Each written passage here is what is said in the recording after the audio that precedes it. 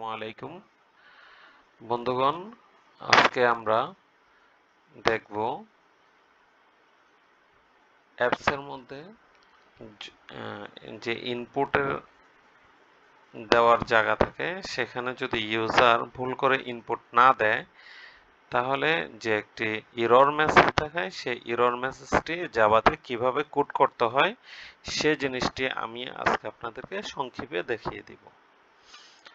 যেহেতু আমরা এডিট টেক্সটের মধ্যে ইনপুট না দিলে কি ঘটনা ঘটবে সেটি দেখাবো, সেহেতু আমাদের এডিট টেক্সটের মধ্যে যে ভেরিয়েবল নিয়েছি সেগুলি দিয়ে আমাদের লিখতে হবে, যেমন ইডি ওয়েট, ইডি ফিট, ইডি ইঞ্চ এগুলির মাধ্যমে। তাহলে চলুন আমরা এটি ইফ এলস এর মধ্যে দেখাবো। ইফ যদি কাস্টমার বা ইউজার এই লাইনগুলি ফুলফিল করে ঠিকভাবে তাহলে তো এই কাহিনীটা ঘটবে, আর যদি কাস্টমার এই লাইনগুলোতে মানে কি গ্যাপ রাখে সেক্ষেত্রে আমরা ইউজারকে একটি এরর মেসেজ দেখাবো। চলুন আমরা এরর মেসেজটি লিখি।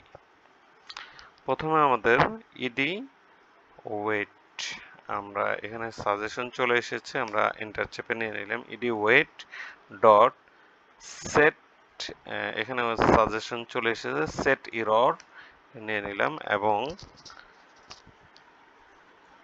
ডাবল কোটেশনের মধ্যে আমরা লিখব প্লেস এন্টার এ নাম্বার।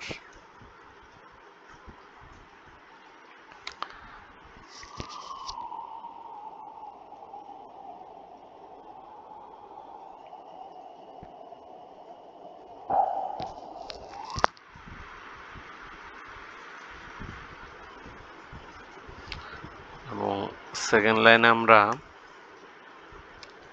যেহেতু আমাদের তিনটি ইনপুট বক্স আমরা ইডি ওয়েটের জন্য নিয়েছি, আমরা এখন ইডি ফিট নিব। Fit dot set error double কোটেশনের মধ্যে আমরা জাস্ট এটাকে কপি পেস্ট করব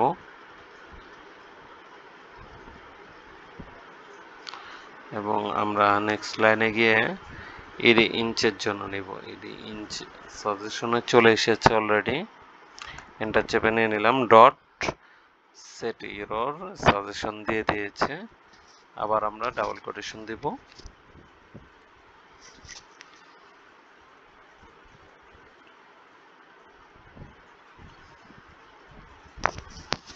তো আমাদের এরর মেসেজ লেখা হয়ে গেছে, এখন আমরা ইমুলেটর রান করব এবং দেখব আমাদের অ্যাপসের মধ্যে এটি ঠিকঠাক মতো কাজ করতেছে কিনা। ওকে, আমাদের ইমুলেটর অলরেডি রান হয়ে গেছে। আমরা এখানে ইউজারের একটি তার ওজন দেওয়ার কথা, এখানে ফিট দেওয়ার কথা এবং এখানে ইঞ্চি দেওয়ার কথা। যদি ইউজার এগুলি না দেয়, ভুল করে, সেক্ষেত্রে আমরা একটা এরর মেসেজ দিব ইউজারকে।